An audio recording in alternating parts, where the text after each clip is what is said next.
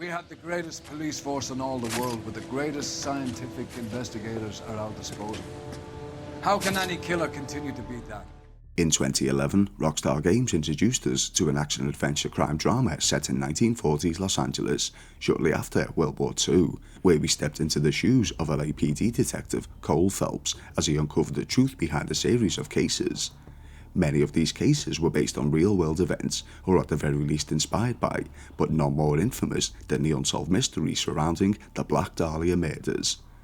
Although the real-life events remain mostly unsolved as of today, in L.A Noire, we thankfully get to the bottom of this fact-turned-fictionalized case. In today's video, we'll be exploring the horrific tales of all 6 of these murders, the person responsible, and delve into the character of said person. Welcome to the video. You're listening to Phil of Philby Gaming. If you enjoy the following, you all know what to do, and if you're new to the channel and haven't subscribed already, after watching, please consider doing so. Without further delay, let's get into what we came here to see. L.A Noire, the Black Dahlia Murderer. As Cole Phelps, we're given our first case from our newly appointed position of homicide detective as our commanding officer explains that a woman has been murdered, and specifics lead to a belief that it's the work of the werewolf killer. The victim was dragged from a vehicle in the moors and brutally slain by an unknown figure. Upon arrival, the local press began to pressure the lawman for information on the murder, questioning whether it truly was the work of the werewolf.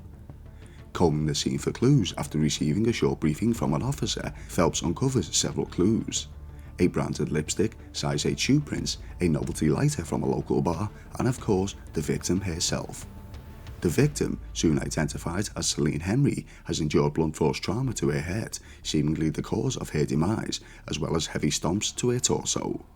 Further investigating the remains uncovers that she had a ring ripped clean off her finger, and her torso was being vandalised reading FUBD, Black Dahlia. The killer's original moniker is the werewolf, but local press have nicknamed them the Black Dahlia, a pseudonym deriving from the first real-life victim, Elizabeth Short, who starred in a movie titled The Blue Dahlia and was known for her love of black-coloured clothing. So what exactly was the meaning behind the message? Was this the works of the BD killer, or was this a copycat poking fun at the deranged individual as well as law enforcement too? And why was the ring missing? Was it taken as some form of memorabilia, a trophy for one's collection? And most importantly, why was the victim stripped of her attire? Was this some form of control to place someone in a vulnerable state to assert dominance? A larger question still remains: why would the killer leave clues for law enforcement to find? Why not bother to dispose of the remains and take all potential evidence with them? This puts forward the theory that the killer, whether it be the Black Dahlia murderer or a copycat, is taunting the LAPD. Following up on the found clues, Cole Phelps soon finds himself at the Bamba Club, where he questions the barkeep. Gentlemen, what can I get you? Phelps and Galloway, LAPD. Were you working here last night? Yes. How can I help, officer? You can start with your name. Garrett Mason. You're the regular bartender on nights? I'm a temporary barman. I work for an agency. I fill in at bars across town. Do you remember a woman who came in here last night? 5'7", about 110 pounds, blonde hair, about 40 years of age. You mean Celene Henry? Yes. Do you know anything about her? I don't. But the owner, Mr. McCall, serves her most nights. Would you like to speak to him? I would.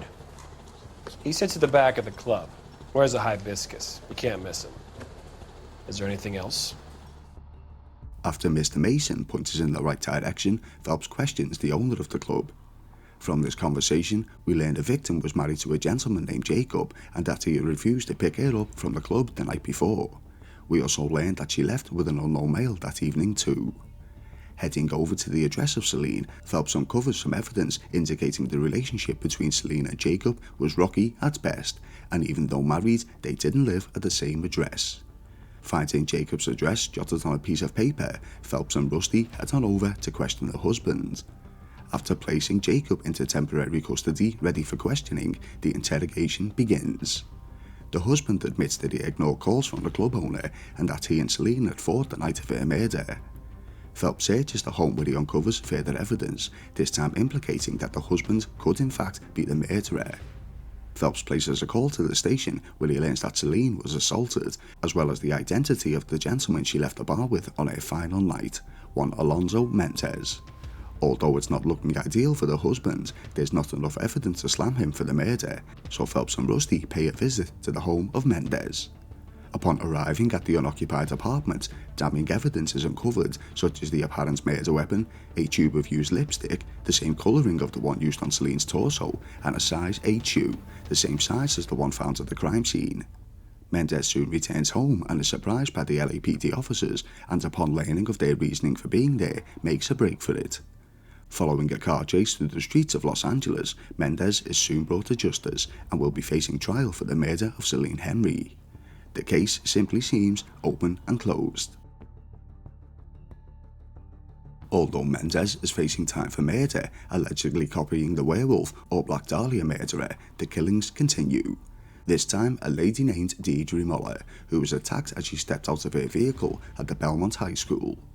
Upon arriving at the crime scene at Hill Street, local reporters begin to once again pressure the officers as to whether this new murder is another victim of the BD killer, citing the circumstances are very similar to that of Celene Henry.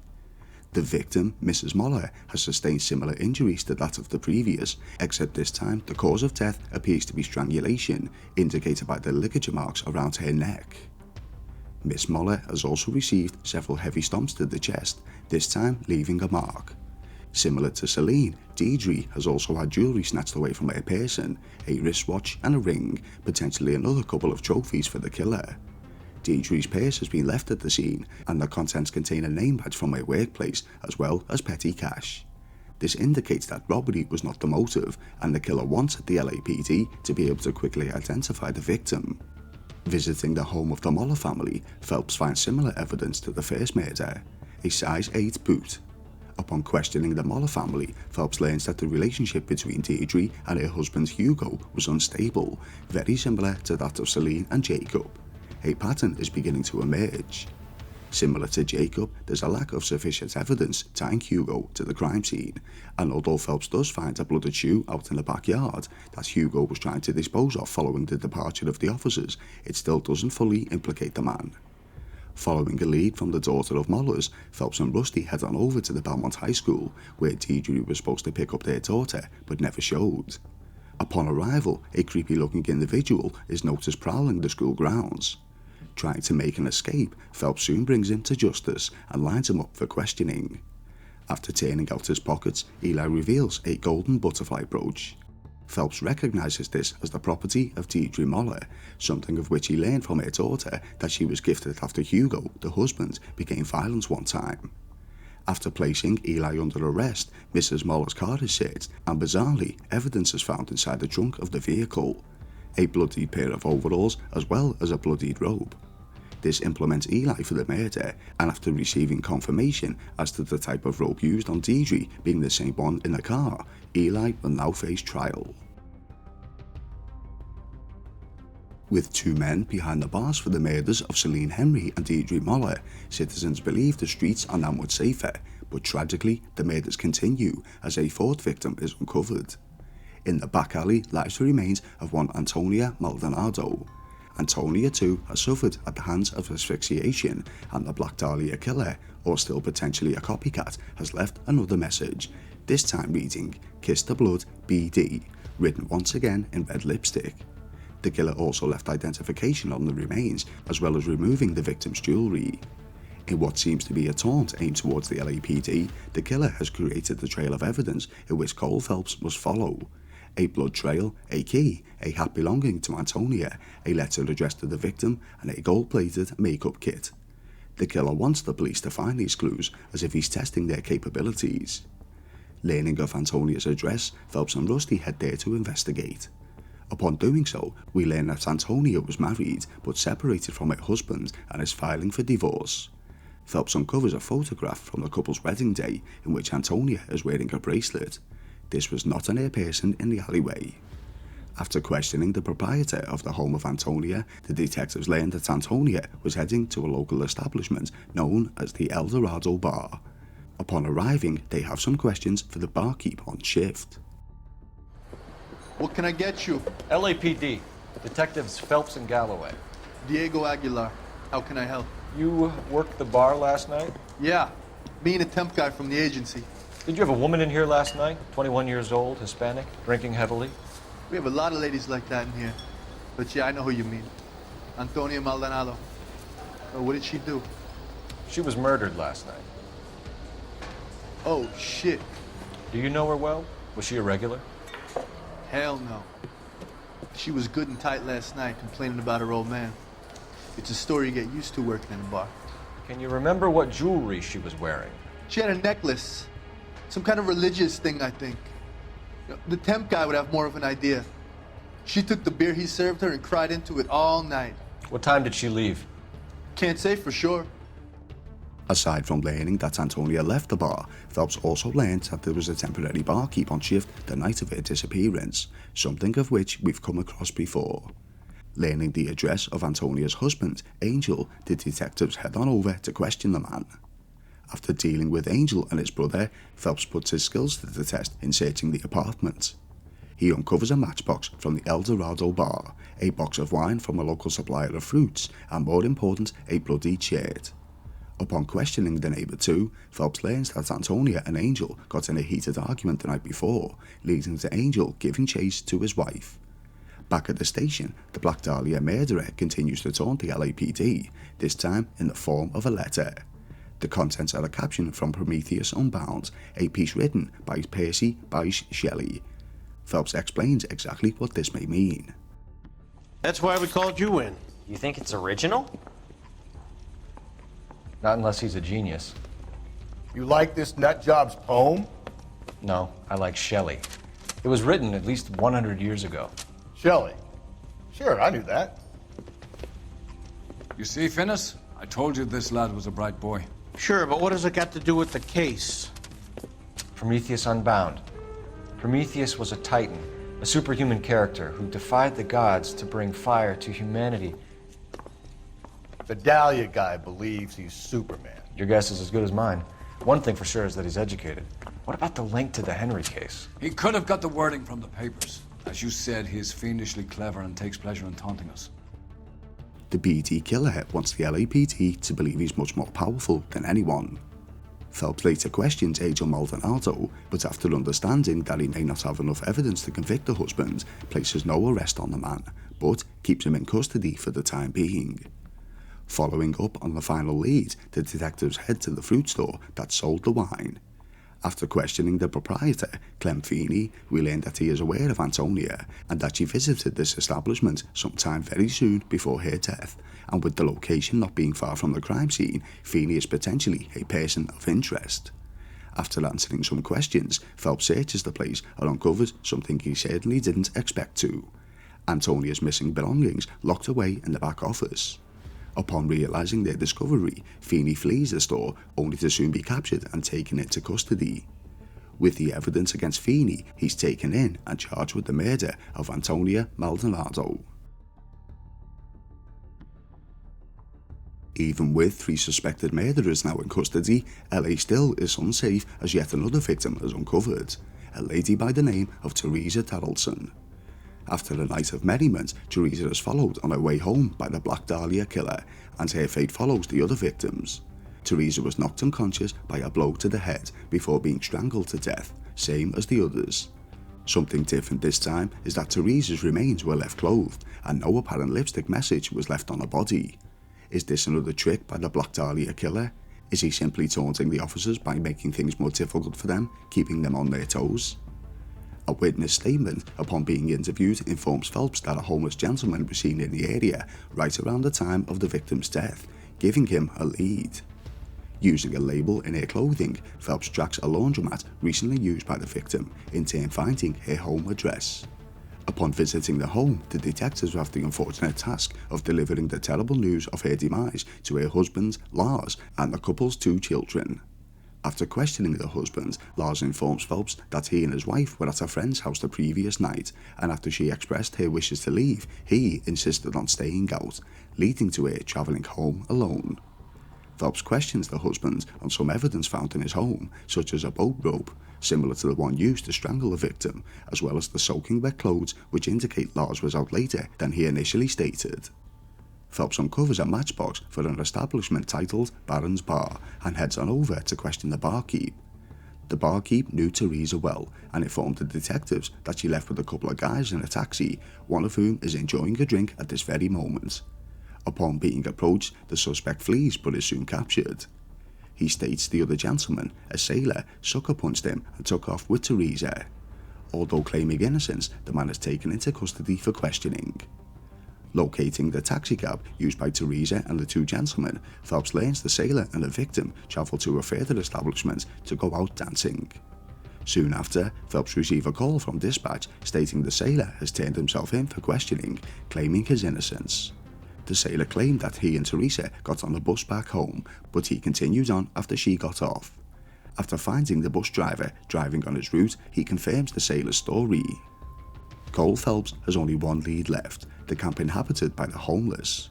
Upon arrival, the vagrants don't take too kindly to the intrusion from the officers, but are soon dealt with. The person of interest, the one described by the witness at the crime scene, is questioned by the officers before his shack is searched. During this, Phelps finds damning evidence against the man.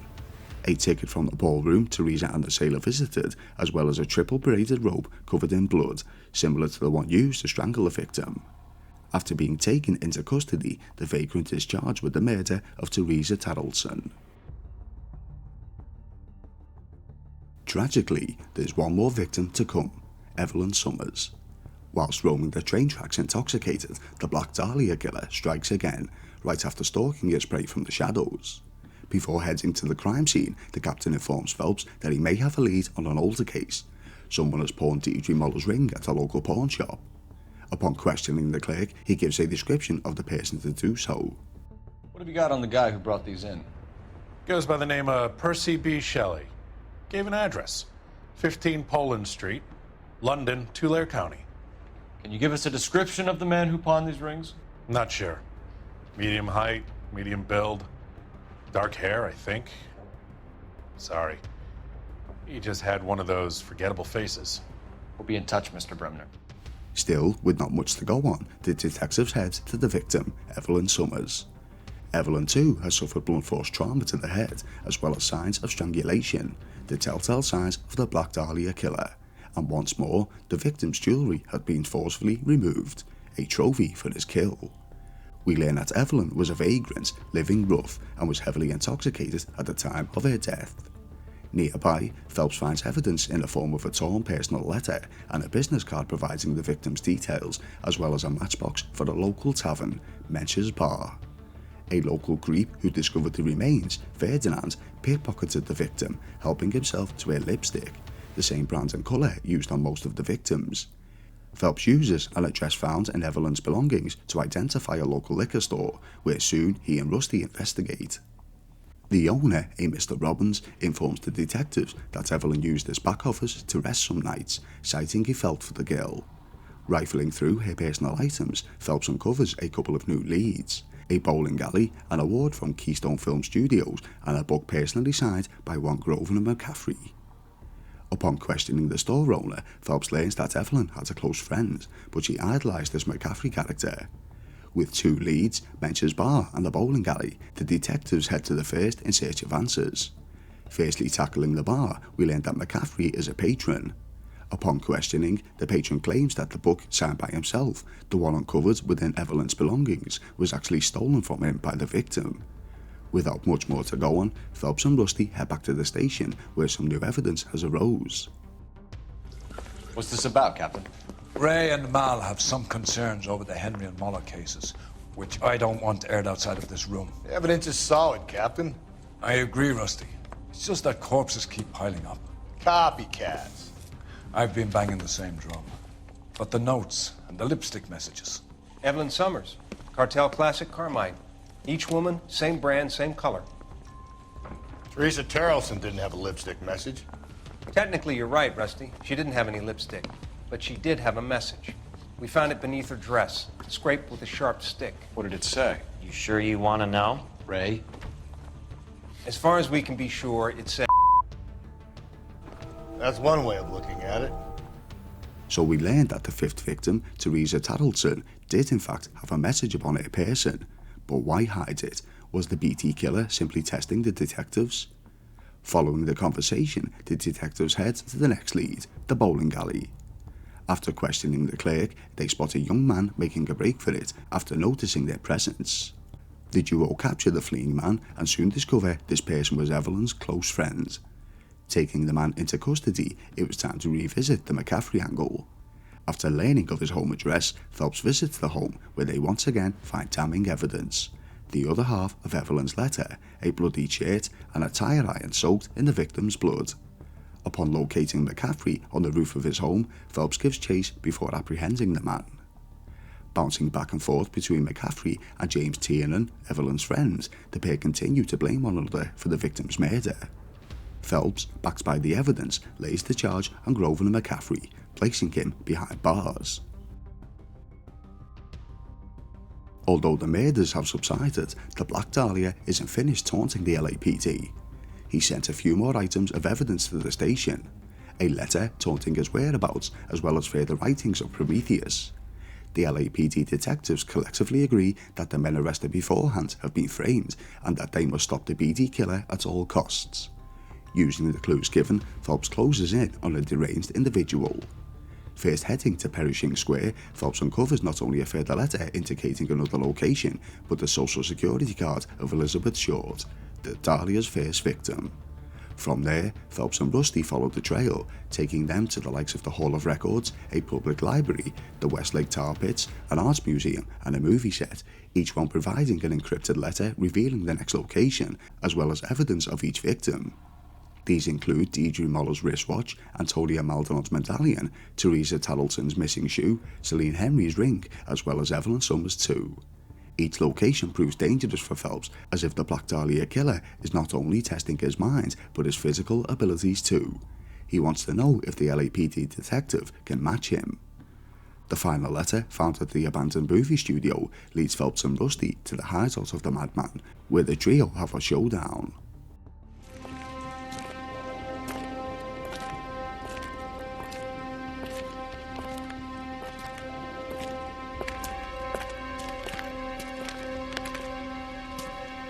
Reminds me of my days as an altar boy. There's a light coming from the house. Nothing hasty, gentlemen. Keep your hands where I can see them, or I'll be forced to redecorate the stucco with your entrails.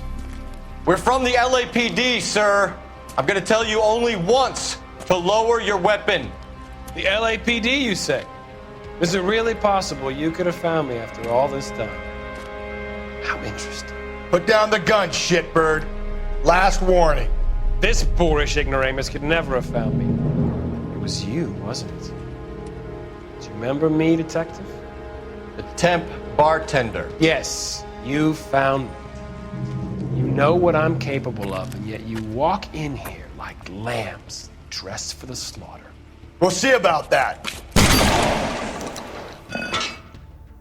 As Garrett Mason makes his escape, Phelps and Rusty pursue. During their travels, they uncover the location of Mason's killings. This is where he mutilized some of his victims. As Phelps traverses the catacombs of the abandoned church, Garrett taunts him still before the pair finally come face to face for the final time. Following the fall of the Black Dahlia Murderer, the detectives learn that there will be no medals awarded for their heroic actions, as the killer has high-ranking connections. Regardless, the days of the Black Dahlia killings are put to an end once and for all. So what did we know of the Black Dahlia Murderer, and were there signs earlier than we realised? For starters, he would always pick a similar type of victim, drunk women who had relationship problems. He preyed on those he found to be most vulnerable, using his employment as a temporary barkeep to keep a close eye on the victims. Over time, the killings altered slightly, as if he was trying to test the LAPD's abilities. He had a godlike complex, believing himself to be more intelligent than the average person, referring back to Prometheus. He kept memorabilia of his victims, as if he wanted to remember them fondly. This calls back to the exploits of some of his victims. He would set up multiple people for each murder, planting evidence strongly enough for the police force to believe these fables. once again seemingly to test their wits against his own. This was the same reason he would leave notes on the victims, as well as sending correspondence to the station. There were small indications of Garrett Madison being the Black Dahlia killer from our initial encounter. If you watched closely, during the time that Phelps was questioning him at the Bamba Club, he looked not only smimey when answering the questions, but posed a condescending manner towards the officers. But why the killings in the first place? Well, the only person who could answer that would be Garrett Mason himself, the werewolf, the Black Dahlia killer, the deranged psychopathic individual. If you enjoyed today's video, you all know what to do, and if you're new to the channel and haven't subscribed already, please consider doing so. If you wish to see further lore type videos on L.A Noire, let me know in the comment section. Thank you all for watching. You've been listening to Phil of Philby Gaming, and I'll see you in the next video.